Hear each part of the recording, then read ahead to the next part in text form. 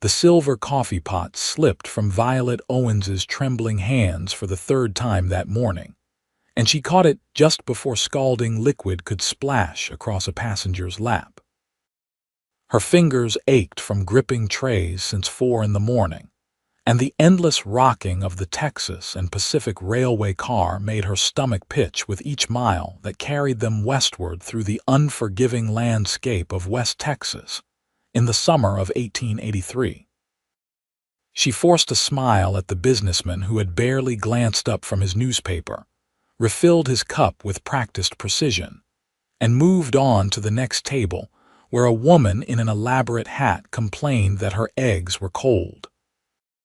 Violet apologized, her voice steady despite the exhaustion creeping through her bones, and hurried back to the kitchen car where Cookie, the head chef, was already barking orders at the other servers. Table 7 needs more biscuits, and Table 3 is asking for jam we do not have, Violet reported, setting down the coffee pot with more force than intended. Her dark blonde hair had begun escaping its tight bun, curling damply against her neck in the oppressive heat that filled the narrow kitchen despite the open windows. Cookie, a barrel-chested man with flour perpetually dusted across his apron, grunted without looking up from the griddle. "Tell them we have what we have. This is not the Palmer House in Chicago." Violet grabbed a basket of biscuits and returned to the dining car, weaving between tables with the careful grace of someone who had spent 2 years learning to walk on a moving train. She had taken this job when she was 21, desperate for work after her father's ranch outside Presidio, Texas, had been sold to pay his debts following his death. Her mother had passed years before, leaving Violet with 2 choices: marriage to a man she did not love or finding her own way in a world that offered few opportunities for women alone. The train had seemed like freedom then. Now, at 23, it felt like a different kind of prison, one that moved endlessly forward but never really took her anywhere at all. She served the biscuits, cleared plates, refilled water glasses, and smiled until her cheeks hurt. The miles rolled past outside the windows, the landscape shifting from sparse grassland to rocky terrain as they approached the mountains. Somewhere out there was Presidio, the town where she had grown up, where she had ridden horses across her father's land and dreamed of a future that had dissolved like morning mist. The lunch service began at 11, barely giving her time to eat a dry biscuit while standing in the kitchen. More passengers, more demands, more plates balanced on her aching arms. A child spilled milk across an entire table, and Violet cleaned it up without complaint while the mother scolded the crying boy. An elderly man asked her to cut his meat because his hands shook too badly, and she did so gently, thinking of her father in his final days. By the time dinner service rolled around, Violet felt as though she might simply collapse between the tables and sleep there on the swaying floor. But she pressed on, because the alternative was unemployment, and unemployment meant true desperation. At least here she had meals, even if they were eaten standing up, and a narrow bunk in the staff car, even if she shared it with 3 other women. The dining car had filled with the evening crowd, passengers dressed in their finer clothes for the social ritual of dinner. Violet moved among them like a ghost, seen but not truly noticed, existing only to fulfill their needs. She had become expert at reading people in glances, knowing who would be demanding, who would be kind, who would try to catch her eye in ways that made her skin crawl. She was refilling wine glasses at table 5 when she first noticed him. He sat alone at a small table near the window, a man who did not quite fit with the other passengers. His clothes marked him as a working man, a cowboy, though cleaner than most she had seen. Dark hair curled slightly over his collar, and his face was tanned from long hours in the sun. He held the menu awkwardly, as if unused to such formality, and when he looked up and met her eyes, something in his gaze made her pause mid-step. "Evening, miss," he said, his voice low and courteous. "I am hoping you can help me make sense of this here menu. Half these words I cannot even pronounce." Violet felt an unexpected smile tug at her lips, a genuine one this time. "The beef stew is good," she said quietly. "Stick to what you know and you cannot go wrong." He grinned, and it transformed his whole face, softening the hard edges that outdoor life had carved there. "Wise advice. I will take the stew and whatever comes with it." She wrote down his order, acutely aware that she was spending more time at his table than necessary, and hurried back to the kitchen. But her mind kept drifting to the cowboy with the kind eyes, and she found herself watching for his reactions as she served other tables. He ate slowly, appreciatively, in a way that suggested he was not accustomed to meals he had not cooked himself over a campfire.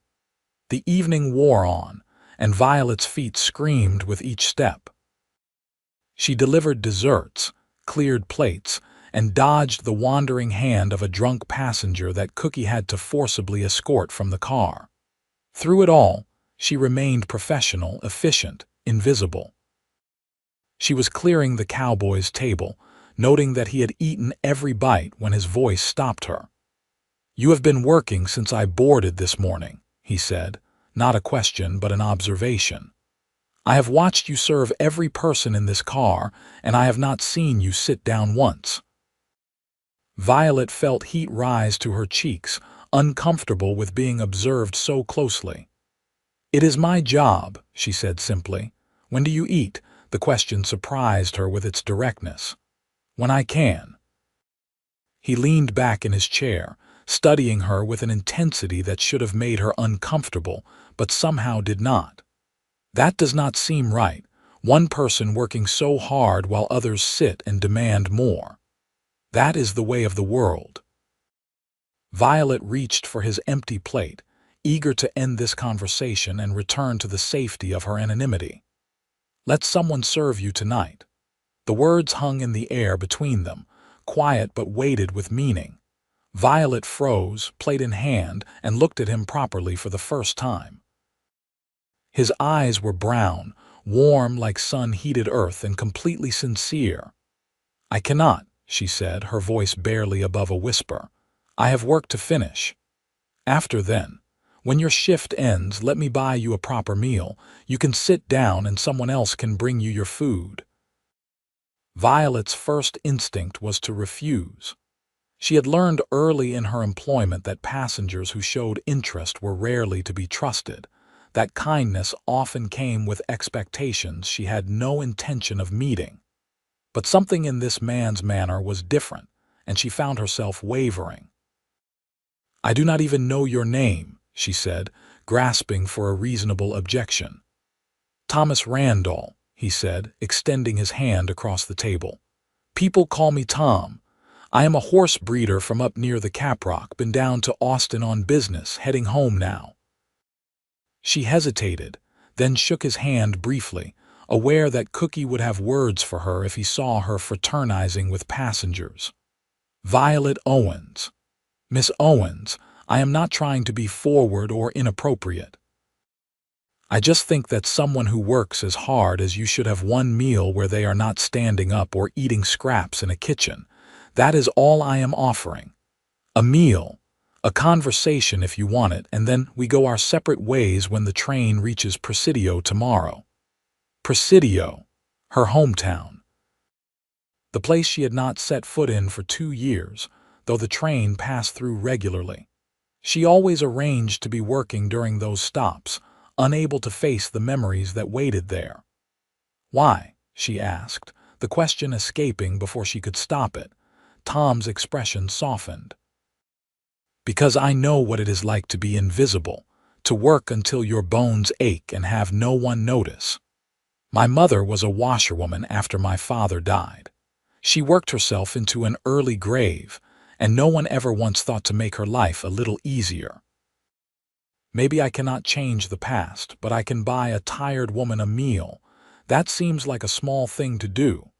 The sincerity in his voice undid something in Violet's carefully constructed defenses. She nodded, a quick, jerky movement before she could reconsider. "My shift ends at 9. But just a meal, Mr. Randall, nothing more." "Just a meal," he agreed, and his smile was like sunshine breaking through clouds. Violet returned to work, her mind spinning. What had she done? This was foolish, potentially dangerous, and completely against her better judgment. Yet she found herself watching the clock, counting down the minutes until 9 with an anticipation she had not felt in longer than she could remember. The rest of the dinner service passed in a blur of activity. She served, cleared, cleaned, and smiled, but her thoughts were elsewhere. Cookie noticed her distraction and snapped at her twice, which was unusual enough that the other servers exchanged glances. Violet forced herself to focus, pouring coffee with steady hands and delivering desserts without error. At 8:45, she began cleaning her last tables, working efficiently to finish on time. At 8:55, she hung up her apron and told Cookie she was done for the night. He grunted acknowledgement, already focused on preparing for tomorrow's breakfast service. Violet stepped into the narrow bathroom shared by the staff and stared at her reflection in the small mirror. Her hair was a disaster, her face shiny with perspiration and exhaustion. She did what she could, pinning up the loose strands and splashing cool water on her cheeks. The same gray dress she had worn all day would have to suffice. She had no time to return to the staff car for a change of clothes, and truthfully, she owned nothing finer anyway. At precisely 9 o'clock, she found Tom waiting near the door between cars, and her heart did an unexpected flutter. He had clearly made an effort as well, his hair neatly combed and his shirt tucked in properly. "I was not sure you would come," he admitted, offering his arm. "I was not sure either," Violet replied honestly, taking his arm and allowing him to steady her as they crossed into the next car. The train swayed more dramatically between cars, and she appreciated his solid presence. He led her to the club car, a more casual space than the dining car, where passengers could order drinks and light food. Several men sat at the bar, smoking cigars and talking business, but Tom guided her to a small table in the corner, away from the crowd. A waiter appeared immediately, and Violet felt a strange disorientation at being on this side of the service. Tom ordered sandwiches and coffee for both of them, and when the waiter hurried away, Tom turned his full attention to her. "So tell me about Violet Owens," he said, leaning forward slightly. "How does a woman end up working the trains?" Violet had deflected this question countless times from curious passengers, but something about Tom's genuine interest made her answer honestly. "My father owned a small ranch outside Presidio," she began, her fingers fidgeting with the napkin on the table. "After he died, there were debts I had not known about. The ranch was sold and I found myself with no home and no prospects. My choices were limited: marry or find work. I chose work. No other family. My mother passed when I was 14. No siblings. My father was all I had." The familiar ache of loss tightened her throat, duller now than it had been 2 years ago, but never fully absent. Tom nodded slowly, understanding in his eyes. "I lost my parents young too. Worked ranches from the time I was 12, learned everything I could about horses. Finally saved enough to start breeding them myself. It is not easy building something from nothing." "Is it what you wanted?" Violet asked, genuinely curious. He considered the question. "I wanted land of my own, animals that were mine, a life where I answered to myself. So yes, I suppose it is. Though it is lonely sometimes, being alone on all that land with just horses for company." The waiter returned with their food, and Violet realized she was genuinely hungry, the kind of deep hunger that comes from a long day of physical labor. The sandwich was simple but well made, and she ate it slowly, savoring each bite in a way she never did when grabbing food in the kitchen. "This is strange," she said after a moment, and Tom raised an eyebrow in question. "Sitting down to eat, being served. It feels wrong, like I should be the one carrying the plates." "You will get used to it," Tom said with a smile. "Just for tonight, let yourself be the one who is taken care of." They talked as they ate, the conversation flowing with surprising ease. Tom told her about his ranch near the Caprock Escarpment, describing the red cliffs and endless grasslands in a way that made her homesick for land she had never seen. He spoke of his horses with obvious affection, detailing bloodlines and training methods with the passion of a man who had found his calling.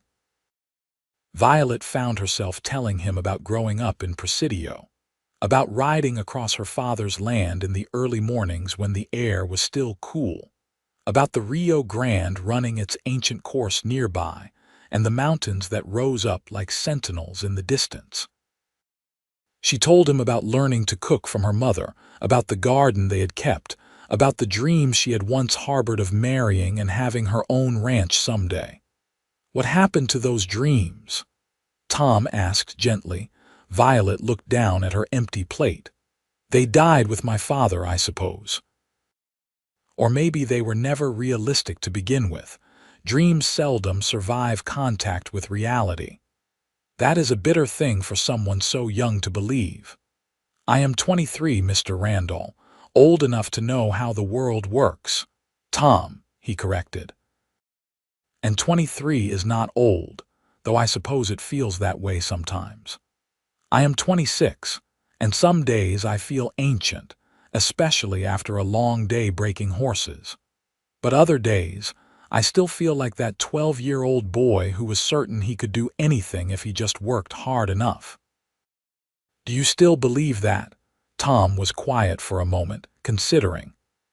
"I believe that hard work matters, but I also believe that sometimes we need help, need someone to see us when we are struggling. I was lucky. A rancher named Bill Sawyer took me on when I was 14, taught me everything about horses, treated me like the son he never had. When he died, he left me enough money to buy my first breeding pair. Without his help, I would still be drifting from ranch to ranch, never building anything of my own." Violet felt something shift in her chest, a loosening of the tight knot of pride and fear that had kept her isolated for so long. "That was kind of him. It changed my life," Tom said simply. "Made me want to be the kind of person who helps others when I can. Small things, usually, but they matter." They ordered more coffee, and the conversation drifted to lighter topics. Tom had a dry sense of humor that caught her off guard, making her laugh in a way she had not in months. He asked her opinion on things, really listened to her answers, treated her thoughts as valuable. It was intoxicating, this feeling of being seen as a person rather than simply a server in a uniform. The club car gradually emptied as passengers retired for the night, but Violet and Tom remained, talking until the waiter began giving them pointed looks. Finally, reluctantly, Tom paid the bill and they rose to leave. "I should get back to the staff car," Violet said as they stood in the narrow corridor between cars, the train swaying beneath them. "We start breakfast service at 4 in the morning." "That is cruel," Tom said, shaking his head. "How do you survive on so little sleep?" "You do what you must." But Violet found herself reluctant to end the evening, this brief respite from the grinding routine of her life. Tom seemed to feel the same hesitation.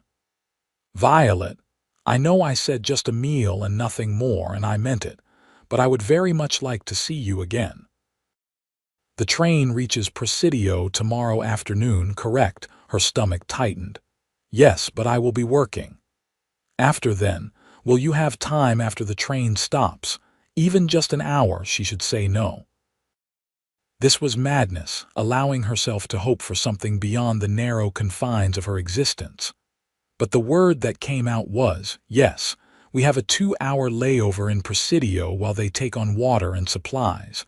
I could meet you at 4 o'clock. Tom's smile was radiant. 4 o'clock? Where? There is a cantina near the station, Maria's. The owner knew my father. We could meet there. Maria's at 4, Tom confirmed. I will be there. They stood for another moment, neither quite ready to part, and then Violet forced herself to step back. Good night, Tom. Good night, Violet. Sleep well. She made her way back to the staff car, climbing into her narrow bunk without disturbing her sleeping roommates. But sleep eluded her for a long time, her mind replaying every moment of the evening, every word and smile and laugh. She was being foolish, she told herself. Tom was a passenger, and tomorrow he would reach his destination, and she would continue on with the train, and this brief connection would fade like so many other transient encounters. Yet something felt different about Tom Randall, something that whispered of possibilities she had stopped allowing herself to consider. The 4 o'clock wake-up call came brutally early, and Violet dragged herself from the bunk feeling as though she had barely slept at all. The other servers moved through their morning routines in bleary silence, dressing quickly in the cramped space before heading to the kitchen car. Breakfast service was always chaotic, passengers demanding hot food quickly before disembarking at various stops. Violet fell into the familiar rhythm, pushing aside her exhaustion and her thoughts of Tom to focus on the work at hand. She poured coffee, delivered plates of eggs and bacon and biscuits, refilled juice glasses, and cleared tables with mechanical efficiency.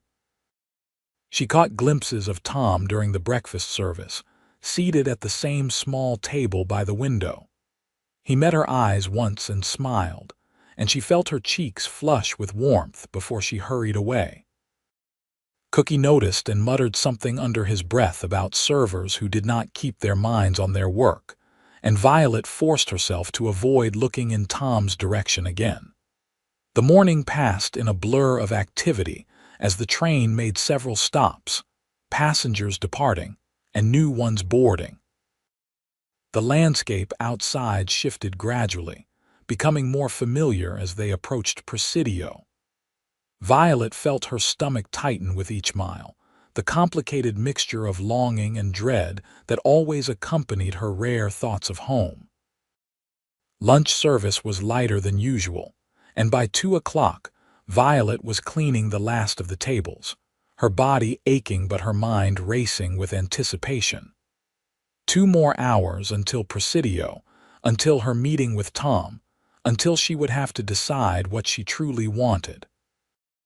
Cookie dismissed her early, surprising her by saying she had worked hard lately and deserved a break. Violet returned to the staff car and changed into her one good dress, a simple blue cotton that her mother had made years ago. It was worn but clean, and it made her feel more like herself than the gray uniform ever did. She brushed her hair until it shone, pinning it up carefully, and allowed herself a moment to look in the small mirror. She saw a young woman with tired eyes but good bone structure, ordinary but not plain, the kind of face that people tended to overlook. But today, with anticipation brightening her expression, she looked almost pretty. The train began to slow, and Violet felt her heart accelerate in response. Through the window, she could see the familiar landscape of Presidio appearing, the scattered buildings and the Rio Grande glinting in the afternoon sun. Home, she thought, and the word carried complex emotions she could not fully untangle. The train pulled into the station with a screech of brakes and a hiss of steam, and passengers began gathering their belongings.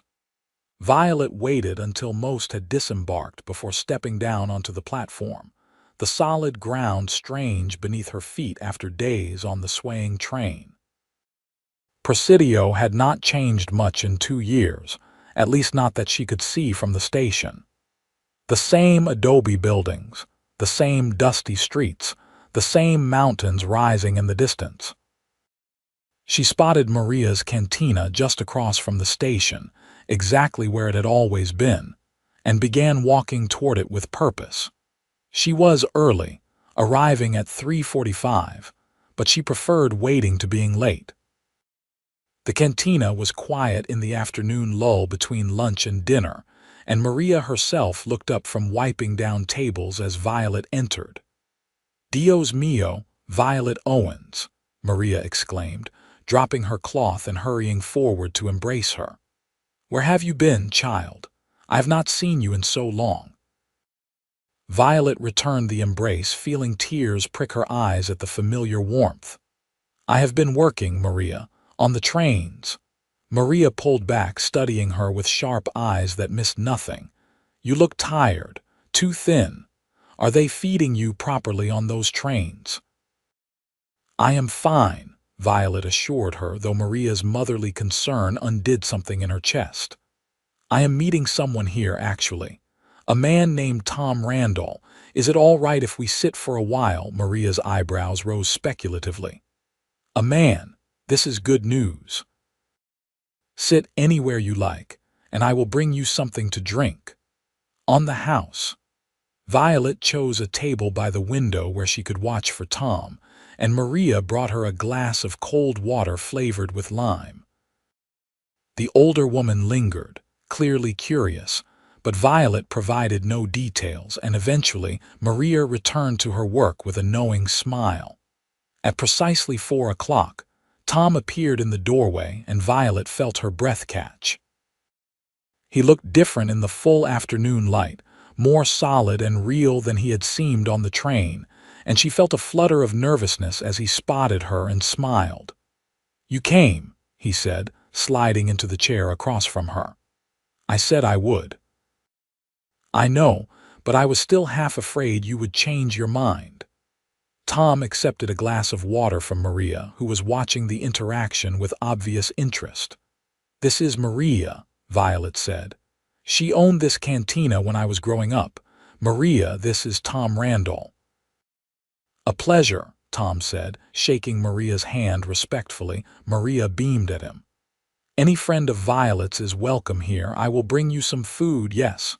You both look like you need feeding." Before either could protest, she bustled away, and Violet found herself laughing. "Maria is convinced the whole world is starving and only her cooking can save them." "I like her already," Tom said, his eyes warm as they rested on Violet. "You look beautiful. I meant to say that right away, but I got distracted." Violet felt heat rise to her cheeks. "Thank you. You look well, too." They talked while Maria brought plates of enchiladas and rice, setting them down with a satisfied nod before leaving them alone. Violet discovered she was hungry again despite having eaten lunch, and the familiar flavors of Maria's cooking tasted like home in a way that brought both comfort and pain. "Tell me about growing up here," Tom said as they ate. "What was it like?" Violet found herself opening up in ways she rarely did, describing her childhood in Presidio with a mixture of nostalgia and sorrow. She told him about learning to ride before she could read properly, about swimming in the Rio Grande on hot summer days, about the way her mother's garden had bloomed despite the harsh climate. She spoke of her father's ranch, small but productive, and the pride he had taken in his cattle. "He wanted me to marry the son of a neighboring rancher," she admitted. "James Crawford. He was nice enough, but there was no spark between us, no connection. I kept putting off the engagement, saying I was too young and my father did not push. Then he got sick, so sudden, and within 3 months he was gone. That was when I learned about the debts, the loans he had taken out trying to keep the ranch going through a bad drought. Everything was sold, including the wedding ring that had been my mother's. I took the train job because it was the only work I could find that offered room and board." Tom reached across the table and took her hand, the gesture gentle and grounding. That must have been devastating. It was like losing everything twice, Violet said quietly. First my father, then my home, then any future I had imagined. The train job saved me from destitution, but it trapped me too. I send most of my wages to pay off the remaining debts, little by little. It will take years. What would you do if you were free of the debt? Tom asked. If you could choose anything. No one had asked her that in so long that Violet had to think carefully about her answer. I would want land again, she said finally. Not a big ranch, just a small place where I could grow things, maybe raise a few horses. I would want a home that was mine, that no one could take away. And I would want someone to share it with, someone who saw me as a partner, not property. Tom's hand tightened on hers. That does not seem like too much to want. It might as well be the moon, Violet said with a sad smile. I have $27 saved after 2 years of work.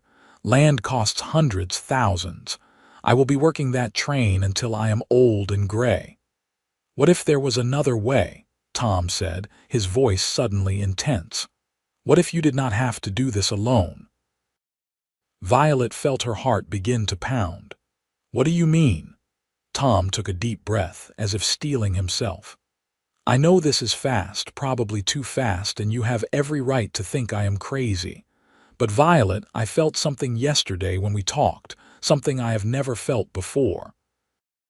You are smart and strong and beautiful, and you deserve so much better than the life you are living. My ranch is not huge, but it is profitable and it is growing. I have a good house, land that produces, horses that are starting to gain a reputation. What I do not have is someone to share it with, someone who understands what it means to work hard and dream of better things. Tom, Violet whispered, not sure if she was stopping him or encouraging him. Come with me, he said, his brown eyes locked on hers. Come to my ranch, see if you like it, see if you could imagine a life there. No obligations, no promises, just a chance to see if this connection between us is real or just something we both wanted so badly we imagined it. Violet's mind raced. This was insane. She barely knew this man.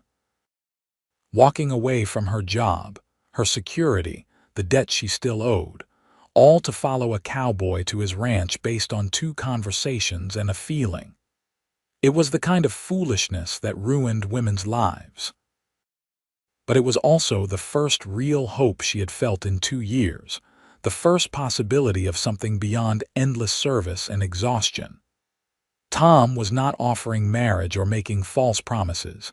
He was simply offering her a chance, a doorway to a different kind of life. I have debts, she said, grasping for rational objections.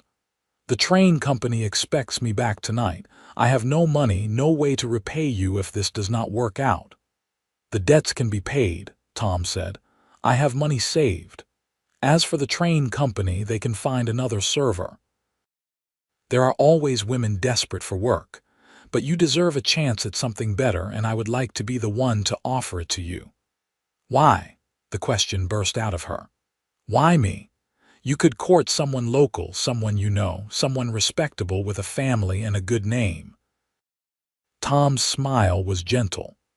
Because when I watched you work yesterday, I saw myself in you, the determination to keep going no matter how hard it got. Because when we talked last night, I felt like I was finally having a real conversation instead of just exchanging pleasantries. Because you have dreams you have not given up on, even when you should have. And because I think you feel it too, this sense that maybe we could be something good together. He was right. She did feel it, that pull toward him that defied logic and reason. Violet looked around the cantina, at Maria humming as she cleaned, at the familiar walls that held so many memories. Then she looked at Tom, at his honest face and hopeful eyes, and felt something inside her shift and settle. I cannot just abandon my responsibilities, she said slowly, thinking it through. I need to return to the train, collect my things, and tell Cookie I am leaving. It is the right thing to do."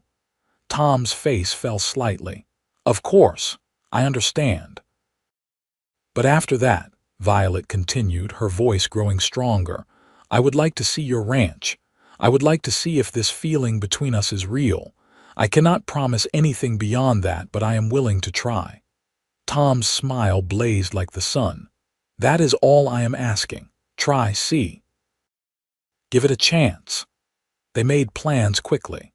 Tom would wait in Presidio while Violet returned to the train for the evening service and collected her belongings. The train would continue west after the layover, but another train would return eastbound tomorrow morning. Violet would resign her position tonight and take the eastbound train back to Presidio at 8 in the morning, where Tom would be waiting. It meant one more dinner service, one more night on the swaying train, but it also meant doing things properly, with integrity. Violet felt nervous and exhilarated in equal measure as they left the cantina, Maria watching them with an approving smile. "I will see you tomorrow," Tom said as they stood outside the station, the train already beginning to blow its departure whistle. "And Violet, thank you for taking this chance. I promise I will do everything I can to make sure you do not regret it." Violet stood on her toes and kissed his cheek quickly, a brief press of lips that felt both daring and right. "Until tomorrow, Tom." She hurried back to the train, her heart pounding with a mixture of fear and excitement. The familiar interior of the staff car felt different now, like something she was already leaving behind.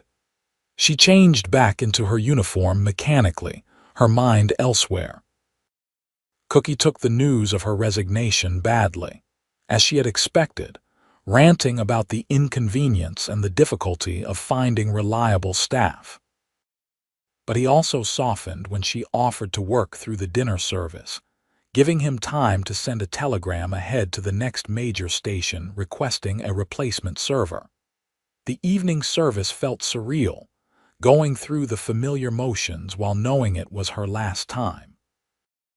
Violet served meals, poured wine, cleared plates, and smiled at passengers, but her mind was already racing ahead to tomorrow, to Tom, to the possibility of a different life.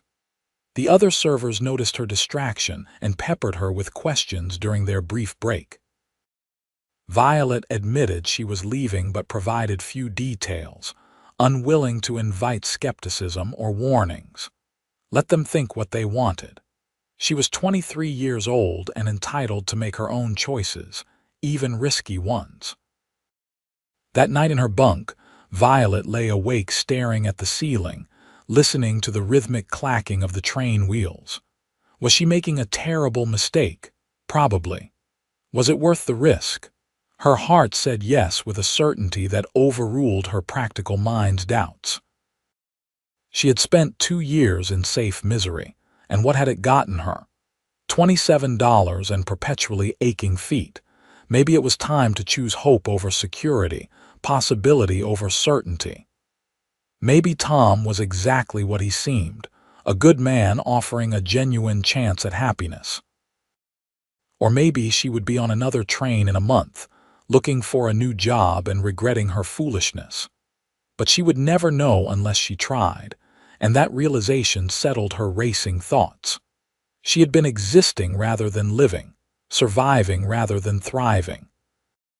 Whatever happened next, at least it would be something different, something she had chosen for herself.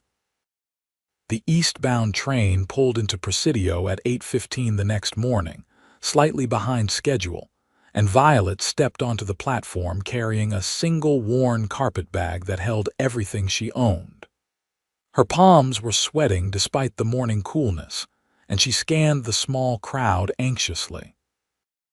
Tom was there, standing near the station entrance, his hat in his hands and relief flooding his face when he spotted her. He hurried forward, and Violet felt her anxiety dissolve at the warmth in his eyes. "You came," he said, echoing his words from yesterday. I said I would, she replied, and this time the words felt like a vow, a commitment to see this through. Tom took her bag and offered his other arm, which she accepted gratefully. My horse is at the livery. It is about a day's ride to my ranch, so I thought we could get a room at the hotel for tonight, separate rooms, he added quickly, and head out first thing tomorrow morning, unless you would rather start today. Violet appreciated his consideration even as she realized the implications. They were not married, and traveling together would raise eyebrows at best and ruin her reputation at worst. But she had already burned her bridges by leaving the train, so what did reputation matter now? Tomorrow is fine, she said. I would like to spend a little time in Presidio first. There are places I have been avoiding for 2 years. Tom nodded, understanding. We can do whatever you need. They walked through the town together, Violet pointing out landmarks from her childhood, the general store where her mother had traded eggs for fabric, the church where her parents had married, the school she had attended until she was 13. Everything looked smaller than she remembered, more worn down, but still achingly familiar. They ended up at the small cemetery on the edge of town, where Violet stood before her parents' graves for the first time since her father's funeral. Someone had maintained the sites, probably Maria, keeping the weeds clear and the simple markers upright. Violet knelt and traced her father's name with her fingertips, the carved letters smooth with time. I am trying something new, Papa, she whispered. Something that might be foolish or might be wonderful. I wish you were here to advise me, but I think maybe you would approve. He is a good man, I can feel it, and he makes me want to hope again. Tom stood a respectful distance away, giving her space for this private moment. When she finally rose and returned to his side, he took her hand without a word, and they walked back toward town in comfortable silence. They ate lunch at Maria's again, the older woman fussing over Violet and clearly approving of Tom. Over enchiladas and conversation, Violet told Tom more about her parents, and he shared memories of his own family, the good times before his father's death and the hard times after. My mother would have liked you, Tom said thoughtfully.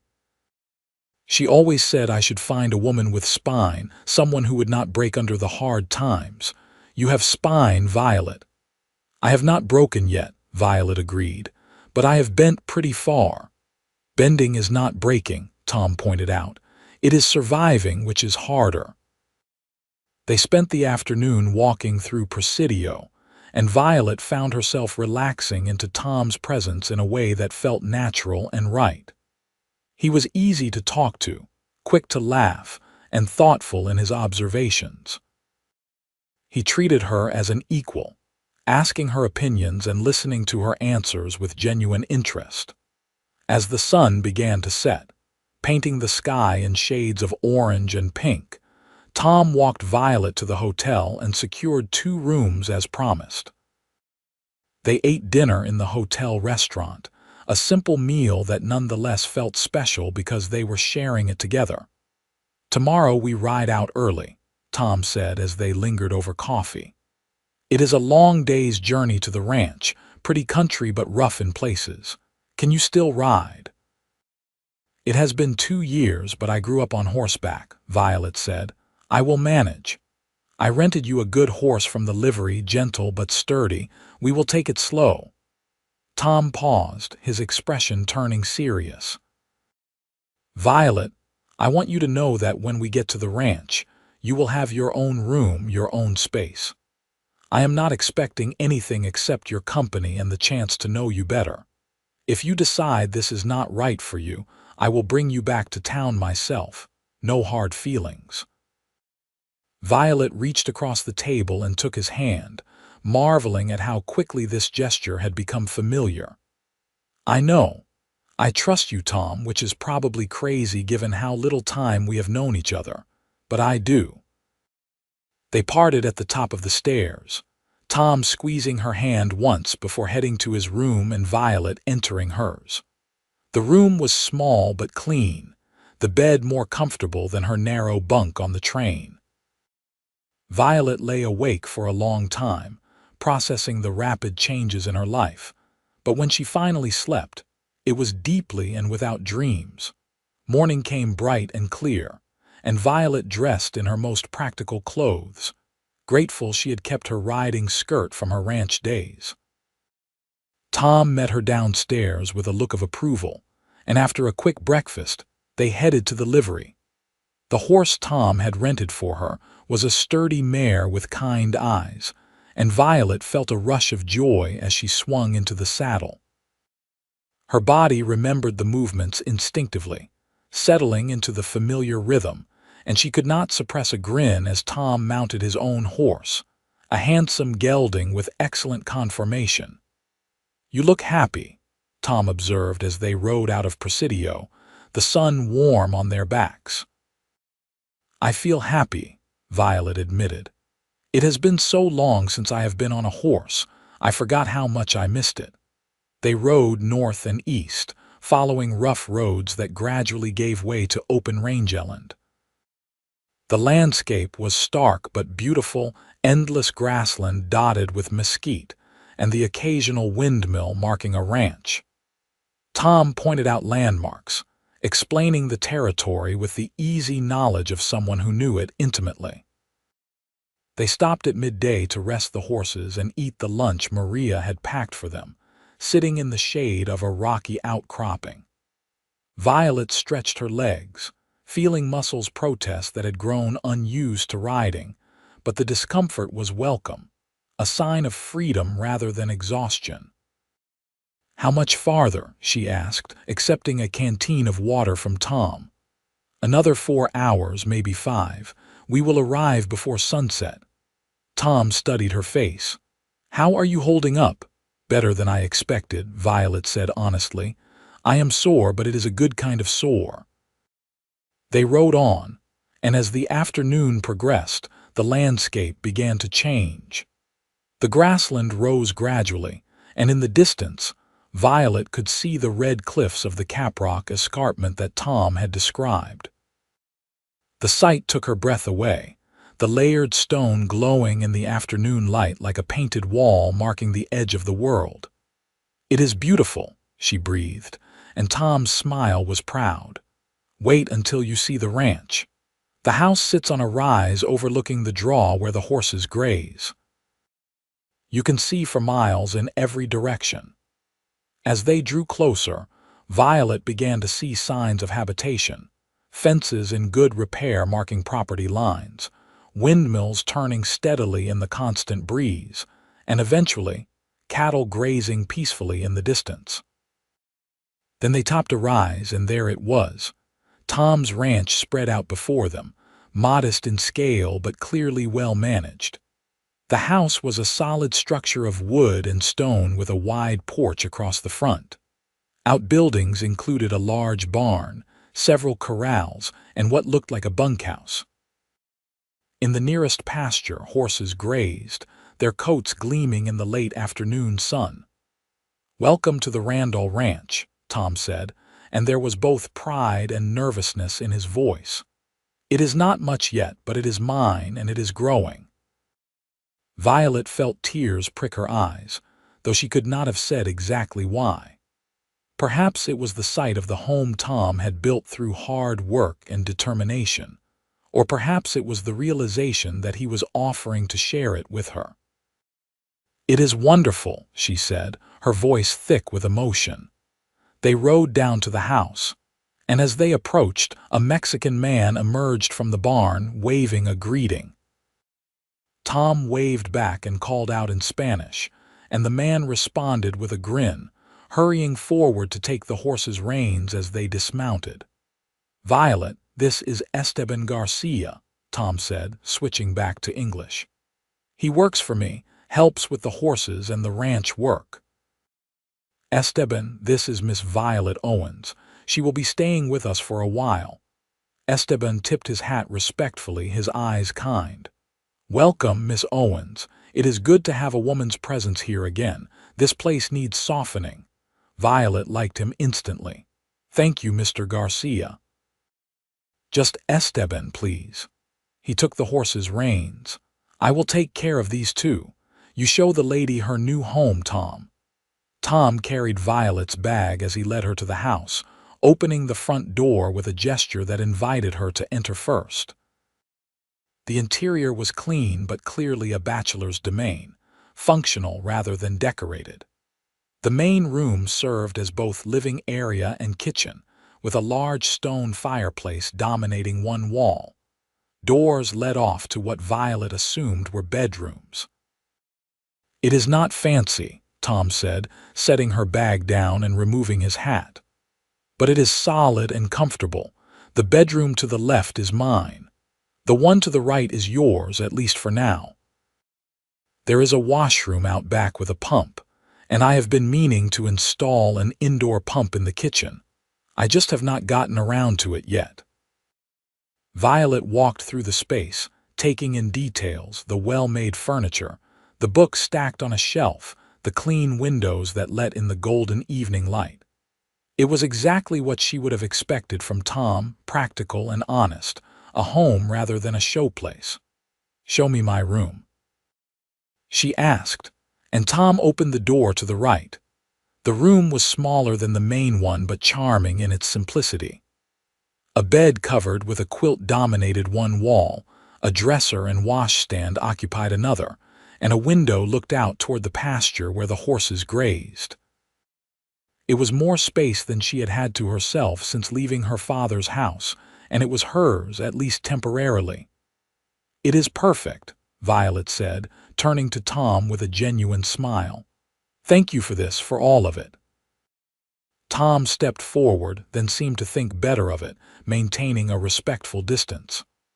"I am just glad you are here. I will let you settle in and then we can make some dinner. I am a decent cook, nothing fancy, but I have not starved yet." They worked together in the kitchen, Tom showing her where things were kept while she helped prepare a simple meal of beans and cornbread. It felt domestic and comfortable, falling into an easy rhythm as if they had been doing this for years rather than hours. Esteban joined them for dinner, regaling them with stories about the horses and some of the ranch mishaps that had occurred while Tom was away in Austin. The conversation flowed easily, and Violet found herself laughing more than she had in months, the sound rusty but genuine. After dinner, Tom walked her out to the porch, and they sat in chairs overlooking the darkening landscape. Stars were beginning to appear, more stars than Violet had ever seen, unpolluted by city lights, a vast canopy of light overhead. "I used to sit out here every night when I first built the house," Tom said quietly. "Partly because the sunset is beautiful, but mostly because I could not quite believe it was real, that I actually owned this land, this house, this future. I wanted to drink it in, to prove to myself it was not a dream." Violet understood that feeling, the need to hold onto something precious because you feared it would slip away. "And now I still sit out here most nights, but for different reasons. To appreciate what I have rather than to convince myself it is real." Tom turned to look at her, his face shadowed in the twilight. "I am glad you are here, Violet. This place has felt empty, like it was waiting for something. Maybe it was waiting for you." Violet felt her heart squeeze. "Tom, you barely know me. What if I am not what you think I am? What if I disappoint you?" "Then we will figure it out together," Tom said simply. "But I do not think you will. I am a pretty good judge of character, comes from working with horses. They do not lie or pretend, so you learn to read what is real. And you are real, Violet. That is what drew me to you in the first place." They sat in companionable silence as the night deepened around them, and Violet felt something settle in her chest, a sense of rightness that she had not experienced in years. This was not the life she had planned, but perhaps it was the life she was meant to find. The days that followed fell into a rhythm that felt both strange and wonderful to Violet. She woke early, no longer to the harsh clang of a train bell but to the soft sounds of morning on a ranch, roosters crowing and horses nickering for their breakfast. Tom and Esteban taught her the routines of the ranch, showing her how to feed the horses, check water troughs, and mend fences. Violet rediscovered muscles she had forgotten she had, her body aching in new ways as she adapted to physical labor that was demanding but satisfying. Unlike the endless, thankless work on the train, ranch work produced visible results. Fences were repaired, horses were trained, meals were prepared and shared. There was purpose in it, a sense of building something rather than simply maintaining. Tom was patient and encouraging, never making her feel inadequate when she struggled with unfamiliar tasks. He showed her how to handle the horses, explaining their personalities and quirks, and Violet found herself falling in love with the animals, especially a young mare named Daisy, who seemed to take a particular liking to her. In the evenings after dinner, Tom and Violet would sit on the porch and talk, sharing their days and their thoughts. The conversations ranged from practical discussions about ranch management to deeper explorations of their hopes and fears. Violet felt herself opening up in ways she never had before, trusting Tom with parts of herself she had kept hidden. "Tell me about your dreams," Tom said one evening about a week after her arrival. "Not the practical ones, the impossible ones." "What would you want if you knew you could have anything?" Violet considered the question seriously. "I would want a family," she said finally. "Not just a husband and children, though I want those too, but a real family, people who chose to be together and supported each other. I would want to grow things, see them flourish under my care. And I would want to matter, to know that my life made a difference to someone." Tom reached over and took her hand, the gesture that had become familiar and comforting. "Those are not impossible dreams, Violet. They are just waiting to happen." "What about you?" she asked. "What are your impossible dreams?" Tom was quiet for a moment. "I dream of building something that lasts, a ranch that will be here for generations. I dream of horses with my ranch's brand becoming known throughout Texas and beyond for their quality. And I dream of having someone to share it all with, someone who sees this place the way I do and helps me make it better." The unspoken implication hung in the air between them, and Violet felt her heart rate accelerate. They were edging closer to something significant, to declarations that would change everything. She was not sure if she was ready, but she also knew she wanted it, wanted him, wanted this life they were carefully constructing together. The next day, Tom took her to see more of the ranch, riding out to check on cattle grazing in the farther pastures. They packed a lunch and made a day of it, and Violet reveled in the freedom of riding across open land, the wind in her hair and the sun on her face. They stopped at a spring-fed pool surrounded by cottonwood trees, a hidden oasis in the rough landscape, and Tom spread out a blanket while Violet explored the area. The water was clear and cool, bubbling up from underground sources, and she knelt beside it, trailing her fingers in the current. "This is beautiful," she said, looking back at Tom. "How did you find it?" "Luck, mostly. I was tracking a stray calf and stumbled across it. I come here sometimes when I need to think, to get away from everything." Tom joined her by the water, sitting close enough that their shoulders almost touched. "I wanted to share it with you."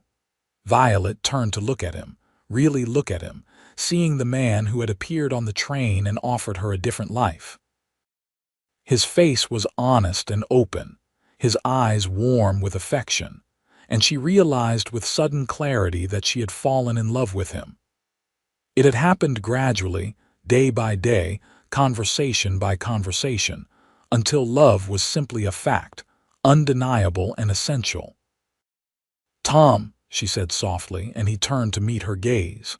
"Yes, I need to tell you something." Violet took a deep breath, gathering her courage. When I got on that eastbound train in Presidio, I was terrified. I had no idea if I was making the best decision of my life or the worst mistake. But these past 2 weeks have shown me something important. This is not a mistake. This feels like coming home. Tom's eyes lit with hope. Does that mean you want to stay? It means I do not want to leave, Violet said carefully. But Tom, we need to be realistic. I am living in your house, dependent on your generosity, with no clear status. People in town must be talking. I do not want to ruin your reputation or put you in an awkward position. Tom cupped her face with both hands, the gesture tender and possessive. Violet Owens, I do not give a damn what people in town say. But if you are worried about propriety, then let me make this proper. Marry me. Not someday, not when we know each other better, but soon. Be my wife, my partner in this ranch and in life. Help me build something good here. Violet's heart soared even as her practical mind raised objections. Tom, we have only known each other for 2 weeks. I have known enough people to recognize when something is right, Tom countered. Have you ever felt this before, this certainty? No, Violet admitted. Never. Then trust it. Trust me. Trust us. Tom's thumbs brushed her cheekbones gently. I love you, Violet. I know it is fast and probably crazy, but I do. I love your strength and your kindness and the way you laugh when you think no one is listening. I love how you handle the horses and how you are not afraid to get your hands dirty. I love coming home and seeing you on the porch, knowing you chose to be here. Marry me, and let me spend the rest of my life proving you made the right choice. Tears spilled down Violet's cheeks, but they were happy tears, tears of relief and joy and overwhelming emotion. I love you too, she whispered. I did not want to admit it because it seemed too soon, too impossible. But I do, Tom, I love you. Tom kissed her then, a gentle press of lips that quickly deepened into something more passionate, more profound. Violet wrapped her arms around his neck and kissed him back with all the longing and hope she had been holding inside, and when they finally broke apart, both were breathing hard. Is that a yes? Tom asked, his voice rough with emotion. Yes, Violet said, laughing and crying at the same time. Yes, I will marry you. They stayed by the spring for another hour, making plans and dreaming aloud about their future. Tom wanted to be married as soon as possible, and Violet agreed, seeing no reason to wait. They would go into Presidio tomorrow, obtain a license, and find a minister. It would be a simple ceremony, nothing fancy, but it would bind them together legally and morally. When they finally rode back to the ranch, Esteban took one look at their faces and broke into a wide grin. About time, he said, shaking Tom's hand and bowing over Violet's. Congratulations to you both. This ranch finally has a mistress. That night, Violet wrote a letter to Maria, explaining everything and inviting her to the wedding. It felt important to have someone there who represented her past, her family, her connection to the life she had left behind. Then she sat on her bed, looking around the room that would soon no longer be hers alone, and felt peace settle over her. 2 days later, Violet and Tom stood before a minister in the small church in Presidio, with Maria and Esteban as their witnesses. Violet wore her blue cotton dress, the best she owned, and Tom had borrowed a proper suit from a friend in town.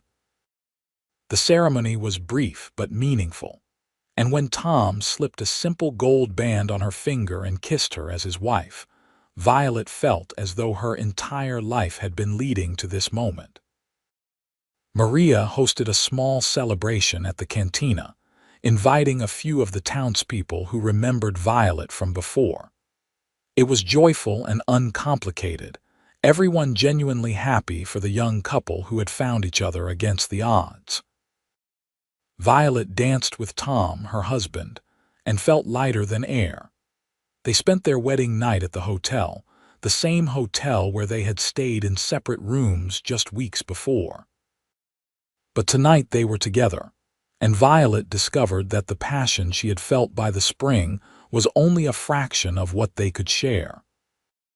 Tom was gentle and patient, concerned with her comfort and pleasure, and by morning Violet felt transformed, no longer a solitary individual but part of something greater. They returned to the ranch the next day as husband and wife, and Violet threw herself into making the house feel like a home. She ordered fabric from the general store and sewed curtains for the windows. She planted a garden in a sunny spot near the house, starting with seeds Maria had given her as a wedding present. She learned to cook the meals Tom loved and experimented with new recipes. The ranch prospered under their combined efforts. Tom's reputation as a horse breeder grew, and buyers came from increasingly distant locations to purchase his animals. Violet proved to have a natural gift for training, particularly with the younger horses, and she and Tom worked side by side to build the business. Months passed, turning into a year, and Violet fell more deeply in love with Tom and with the life they were creating together. There were hard times, a drought that tested their water supplies, a bout of illness that swept through the horses, but they faced each challenge as a team, supporting each other through the difficulties. On a cool evening in early spring, Violet stood on the porch watching the sunset and felt Tom's arms wrap around her from behind, pulling her back against his chest. She leaned into his warmth, content and complete. "Happy," Tom murmured against her hair. "Impossibly happy," Violet replied. "Sometimes I still cannot believe this is my life." "Believe it. You deserve every bit of happiness this world can offer." Tom's hand splayed across her stomach, and Violet felt a flutter of excitement mixed with nervousness. "Tom," she said, covering his hands with her own. "There is something I need to tell you." She felt him tense slightly. "What is it?" Violet turned in his arms, looking up into his beloved face. "I am with child. We are going to have a baby." Tom's expression cycled through shock, joy, and awe in rapid succession. Then he let out a whoop of pure happiness, lifting Violet off her feet and spinning her around before carefully setting her down as if she might break. "A baby? Are you sure?" "I am sure.